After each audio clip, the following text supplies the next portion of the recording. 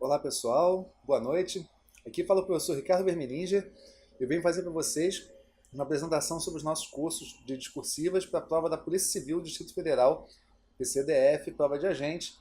A gente está aí na iminência de ter a divulgação do edital e estamos aqui já começando nossos estudos. Só confirmar aqui se está tudo certinho com a transmissão, se o som está legal, o vídeo está chegando bem. Acredito que esteja tudo certo, a gente pode começar aqui. Certo, então, para essa prova, a gente tem bastante material para trabalhar acima dessa prova, porque recentemente, nós tivemos a prova de agente da Polícia Federal e, mais recentemente ainda, a prova de agente da Polícia Rodoviária Federal. Duas provas aí feitas pelo CESP para cargos muito semelhantes ao de vocês, né? Seria de agente da Polícia Civil do Distrito Federal. Então, são em cima dessas provas que nós vamos trabalhar e podemos esperar que o CESP vai fazer provas muito semelhantes, porque é assim que ela vem trabalhando nos últimos tempos. A primeira coisa que eu preciso falar para vocês sobre as cobranças do CESP em provas recentes, e aí vão até além dessas provas de Polícia Civil e da Polícia Federal e da Polícia Rodoviária Federal. Também foi assim na prova do IFAM. O CESP tem privilegiado cobrar nas provas discursivas temas que tenham pertinência à atribuição do cargo. Então, nós tivemos no IFAM uma prova em que era sobre atualidades, que é uma prova aberta, né, digamos assim, e nessa prova foi cobrado, poderia cair qualquer coisa, poderia cair migração da Venezuela para o Brasil, poderia cair Donald Trump, poderia cair tecnologia, enfim, qualquer assunto, e na prova foi cobrado como o acervo histórico nacional pode ser mais bem guardado com o uso de ferramentas de tecnologia da informação. Então vocês veem que era uma prova que acabou caindo uma matéria, um assunto que tinha a ver com o cargo ali do IFAM, né, o Instituto do Patrimônio Histórico Nacional. A prova foi sobre um assunto bem relacionado ali com o cargo. Eram duas provas, a segunda me foge exatamente qual foi o tema, mas era a mesma coisa, era como o patrimônio histórico nacional é relevante para a construção da democracia, uma coisa assim mais ou menos. Mas os dois temas da prova tinham a ver com o patrimônio histórico, que era o órgão, né, para o qual se pretendia o concurso. Na prova de agente da Polícia Federal, aconteceu a mesma coisa, sendo de uma forma mais relevante ainda. Nós tivemos, vou compartilhar aqui a tela com vocês, isso. Essa prova aqui foi a prova de agente, foi aplicada em 16 de setembro. Vou ampliar um pouquinho mais para ficar mais fácil de ver, perdão, na verdade, aqui. Essa prova, aqui é a prova, ali era o padrão de resposta. Era uma prova em que também era tema aberto, né? Também se podia cobrar qualquer tipo de conhecimento. E depois de textos motivadores aqui sobre a Constituição Federal, o assunto foi o papel da Polícia Federal no aprimoramento da democracia brasileira. O primeiro quesito, discorrer sobre o papel constitucional e social da Polícia Federal em relação com direitos humanos. Depois, contribuições da PF para a manutenção do Estado democrático, especialmente relacionadas com direitos humanos. E, por fim, sugestões de implantação de ações ou projetos que possam contribuir futuramente para o aprimoramento da democracia brasileira. Cada um aqui com sua pontuação. Isso aqui foi então vocês veem que foi uma prova em que se focou bastante no papel da Polícia Federal, sendo que essa prova aqui, do mesmo jeito que a prova do IFAM, se cobravam conhecimentos abertos, né? Uma prova sobre atualidades. Na prova mais recente aqui, da Polícia Rodoviária Federal, os textos foram sobre infrações de trânsito. Aqui o primeiro texto sobre a lei seca, e aí como as infrações de trânsito variou conforme a implementação dessa lei. E aqui em seguida, operações sobre grandes feriados, né? Feriadão de Natal, no caso, e a comparação com a mesma operação no ano anterior. E por fim, o tema, o combate às infrações de trânsito nas rodovias federais brasileiras.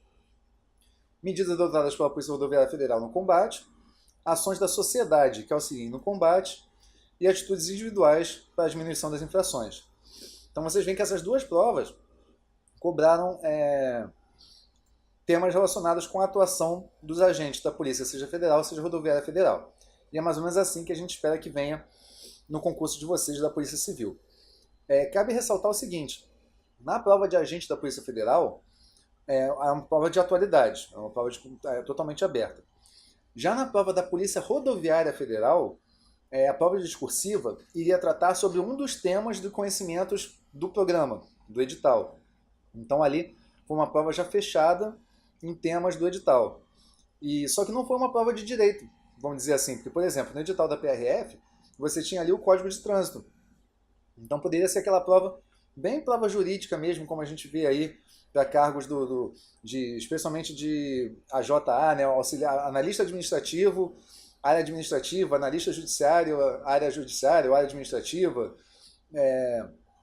o oficial de justiça avaliador, essas siglas que a gente vê em todos os concursos para tribunais, né?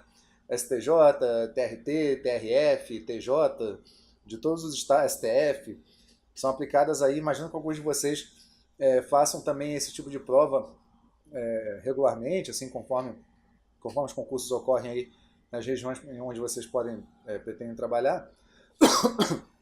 Perdão. E essas provas são de temas jurídicos.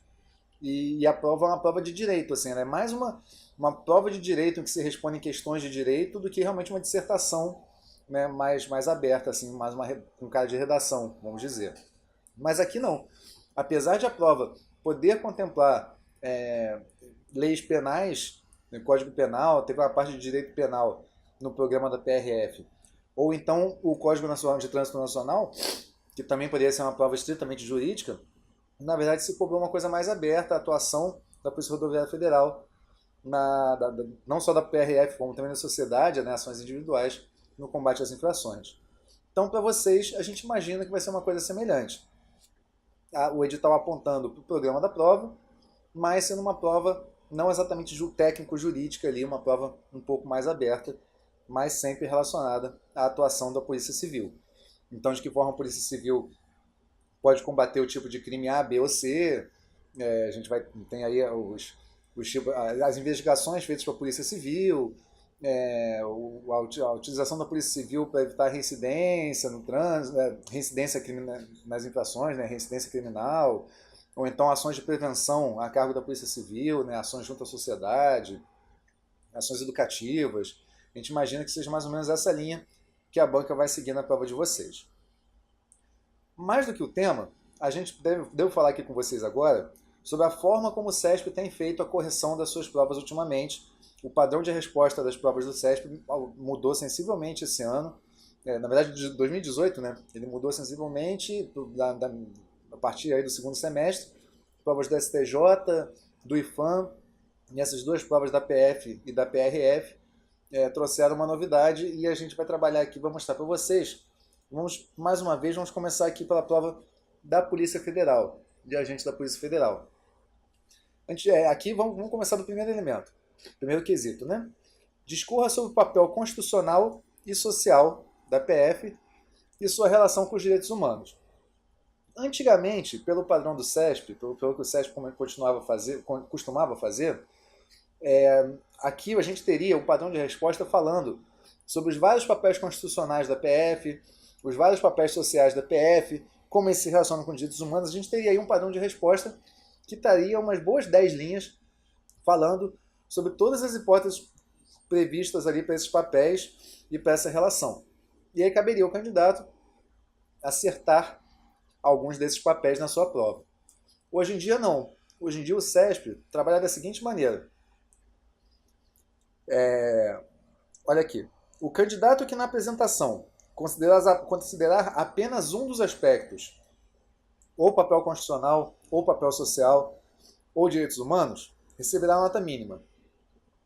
O candidato que apresentar o papel constitucional e social e sua relação com direitos humanos de forma superficial, ou que apresentar os dois papéis, mas não relacionar com direitos humanos, receberá nota parcial. Para receber a nota máxima, o candidato deve apresentar de forma consistente papel constitucional, papel social e relação com direitos humanos. Então vocês vejam que o padrão de resposta ele não falou qual é o papel constitucional, não falou qual é o papel social e não falou da relação com direitos humanos. Apenas disse que o candidato que deve falar consistentemente desses três elementos para conseguir a nota máxima. Isso parece meio bobo, assim, meio ridículo, mas basicamente ele fala que para ter a pontuação máxima no item que pede papel constitucional, social e relação com os direitos humanos, o candidato deve falar do papel constitucional, social e relação com os direitos humanos. Então pensa, poxa, mas isso é meio óbvio, né? Então, para ter nota máxima a responder a pergunta, basta responder a pergunta? É basicamente isso que o CESP fala? É basicamente isso que o CESP fala. E é curioso, e aqui fica a principal lição. Muita gente não conseguiu essa nota porque não falou o que foi pedido na questão. Tem gente que vai para a prova com alguma coisa já fixa na cabeça, né, lê alguma reportagem, ou enfim, artigos, ou seja a matéria que for, vai com alguns conhecimentos na cabeça que ele quer botar na prova, porque são dados, são exemplos, citações de grandes autores. Você tem aí o tal do Bauman, que hoje em dia todo mundo adora citar nas provas, aquele sociólogo. Então, muita gente escreve boas redações, mas que não atendem ao comando da questão.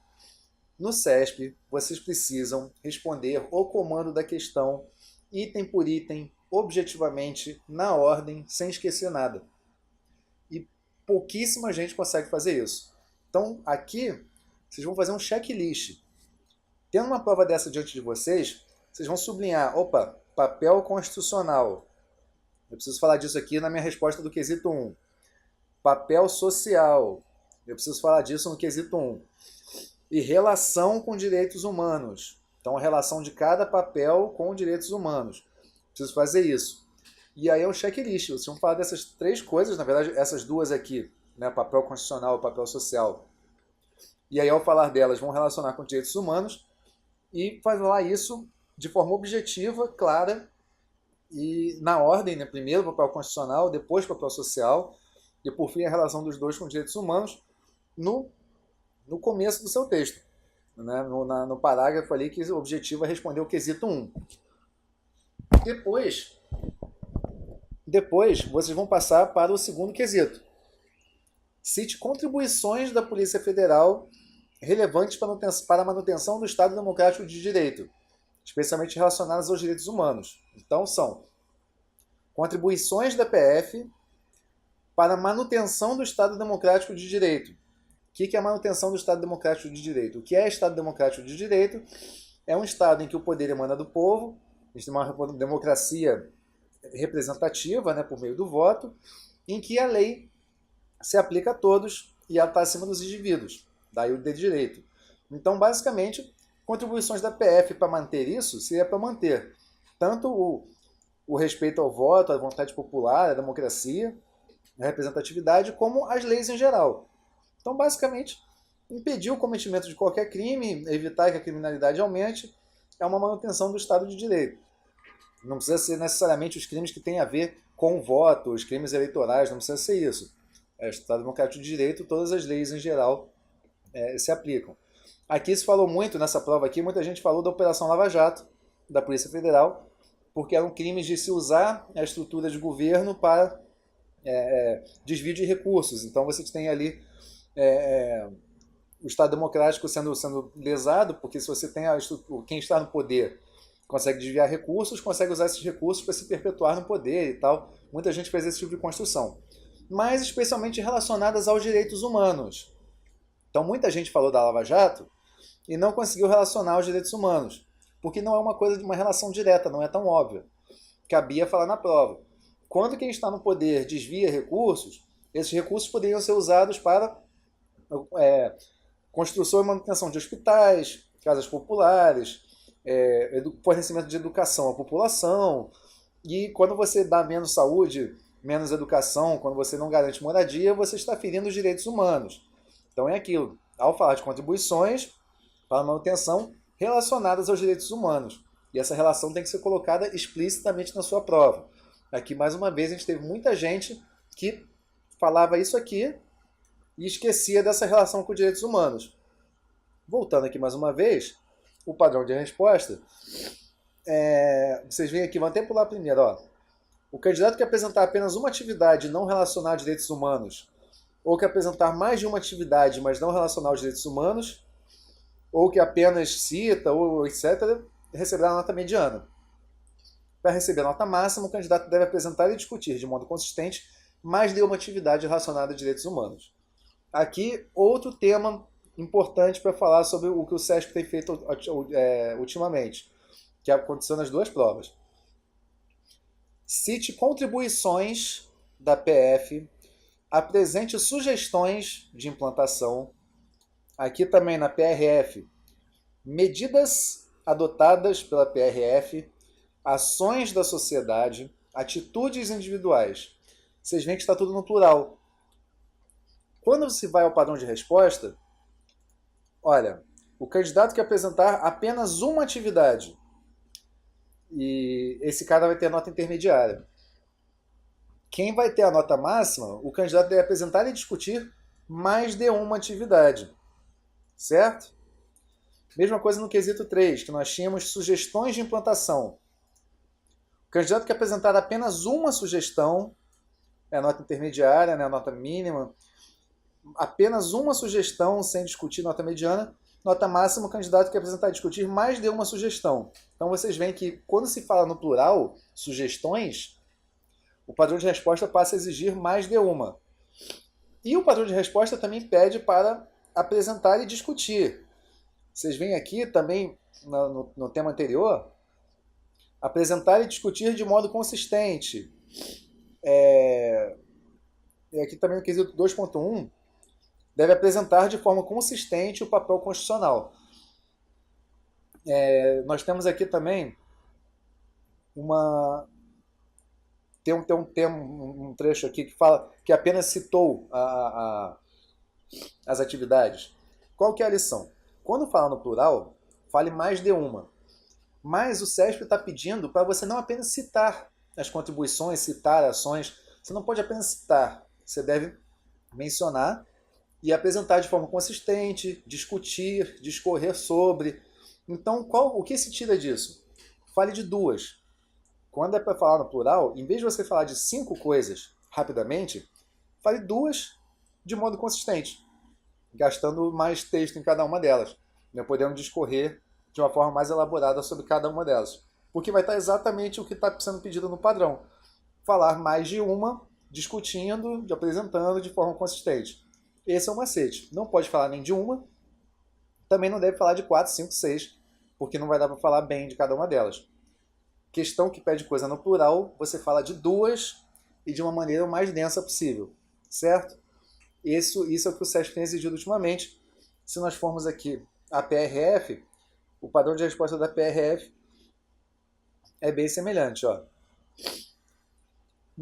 Aqui o quesito 2.1, medidas adotadas, depois ações da sociedade e atitudes individuais.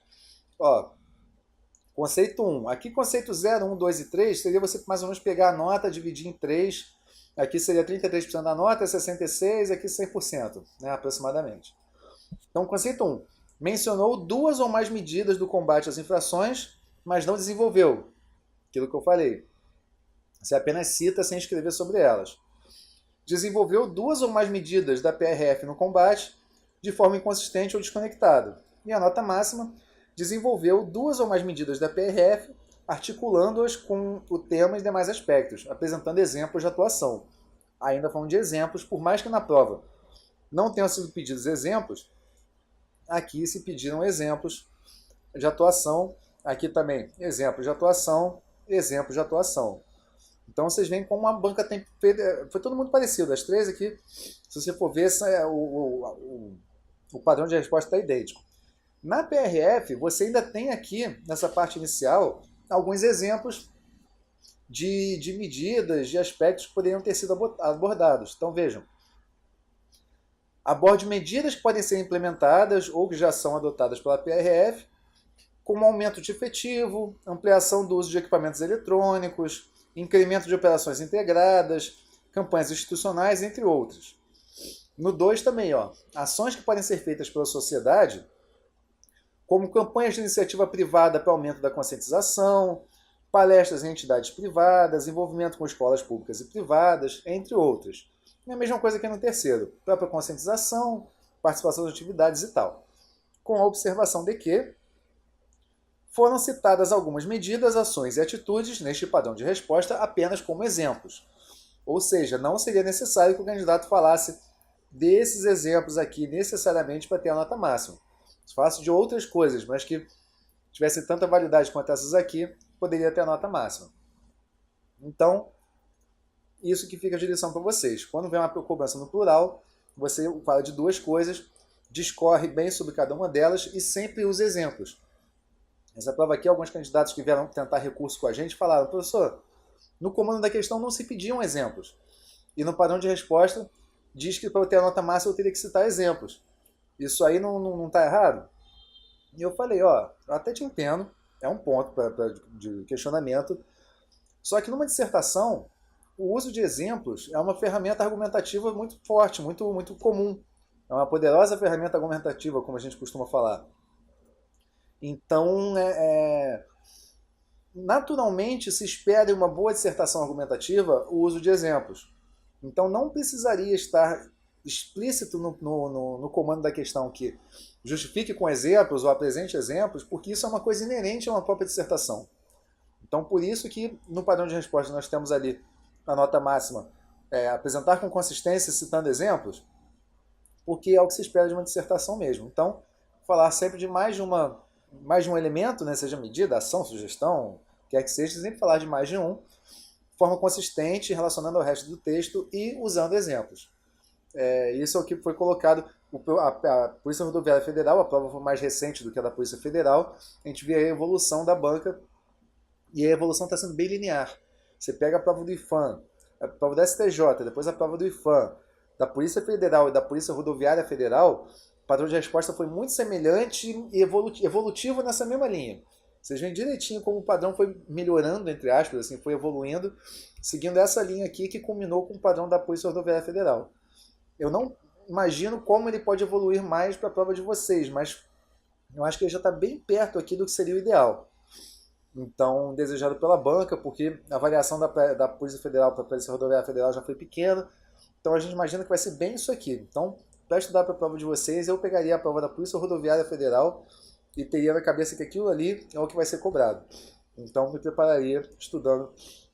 Perdão, estou um pouco gripado aqui. É a maldição de férias, né? Primeiro dia de férias, a gente fica doente. É normal. Então, se espera que esse tipo de prova seja cobrado de vocês. A gente vai trabalhar lá na Turma Elite com esse modelo aqui. Então, vocês vão estar estudando técnicas de texto para conseguir fazer uma argumentação consistente, fazer a relação entre um tópico com o outro, como usar exemplos na prova, ainda que você não conheça exatamente os exemplos, mas como buscar ali, às vezes, no próprio texto motivador, ali no próprio comando da questão, como buscar uma exemplificação.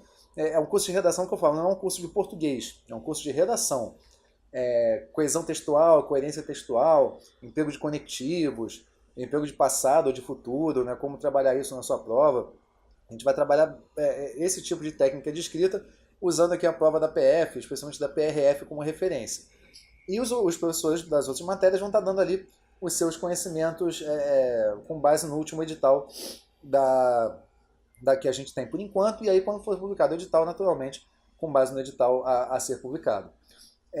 E a gente vai trabalhar também com cursos discursivas avulso, para quem não for fazer a Turma Elite, faz só o curso de discursivas aqui especificamente, a gente faz a correção de duas discursivas. Tem uma colega perguntando aqui no YouTube como faço a correção de vocês.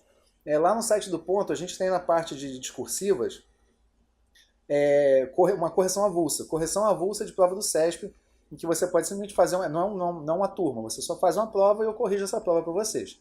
Fora isso, tanto no curso de discursivas como no Turma Elite da PCDF, vocês têm direito à correção de duas redações, uma na metade do curso e outra no final. Então a gente vai estudando aí a teoria, e quando chegar na metade do curso eu divulgo para vocês um tema de redação, vocês vão enviar para mim, vão fazer manuscrita, tirar uma foto, escanear e mandar para mim, e eu corrijo, e aí no final do curso a gente tem o simulado é o simulado completo, tem tanto a objetiva quanto a discursiva, e eu faço a correção da discursiva para vocês. Sou eu mesmo que faço essas correções. E usando sempre essa referência aqui. E até lá, qualquer outra prova que apareça aí do CESP, que possa nos dar mais elementos para a gente trazer subsídios para o estudo, né? Trazer mais base, mais informação sobre como deve vir a prova de vocês, naturalmente a gente vai introduzindo isso ao longo do curso. Tá certo, gente? Eu acho que eu já consegui colocar aqui, né, inicialmente assim, o que há de mais relevante. A Turma Elite, imagino que vocês já conheçam, né? É um produto que já está há um tempo no mercado, ele tem sido um dos mais conhecidos, aí, mais utilizados no mercado. É uma prova que é uma turma que você não precisa fazer a programação de estudos. Que quando você contrata na Turma Elite, você tem acesso a todas as matérias, a cursos de todas as matérias, já definidinho aí para vocês o que estudar a cada dia.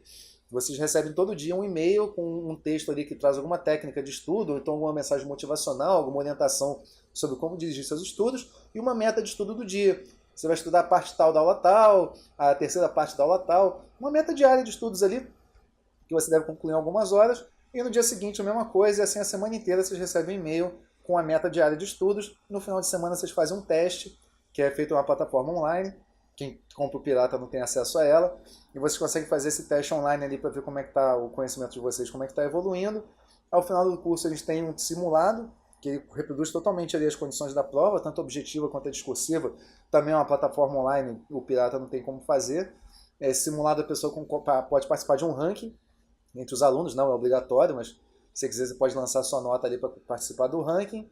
E temos revisões em vídeo, também é uma plataforma fechada, o Pirata não acessa, em que a gente faz uma revisão ali, faltando uns 10, 12 dias aí para a prova, a gente vai fazendo revisão de várias matérias, das matérias mais relevantes, e aí tira dúvidas ali com os alunos online e tal. Uma coisa semelhante ao que a gente está fazendo aqui agora, né, uma plataforma assim online, só que fechada, realmente só os alunos podem participar.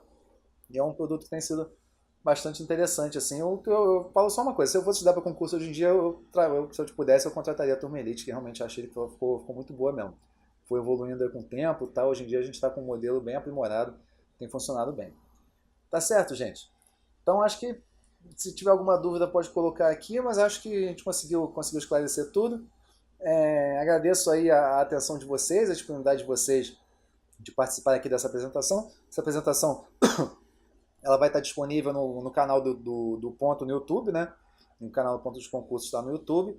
Para quem quiser assistir depois, quiser recomendar para algum colega, ou depois não lembra de alguma coisa, quer dar uma olhadinha, é só procurar lá pelo meu nome ou por PCDF ali no canal do YouTube que vocês vão conseguir achar. E nos chats aqui, tanto do Eventers quanto do YouTube, estão aí sendo colocados os links tanto para as próximas aulas gratuitas que a gente vai ter aqui para PCDF, como para a nossa página com todos os cursos voltados para esse concurso. Vocês podem acessar lá que vão ter todas as informações que precisam sobre como se preparar melhor aí para essa prova. Tá certo, gente? Agradeço a atenção aí de todos mais uma vez. Muito obrigado e espero ver vocês aí na turma, viu? Forte abraço, bons estudos!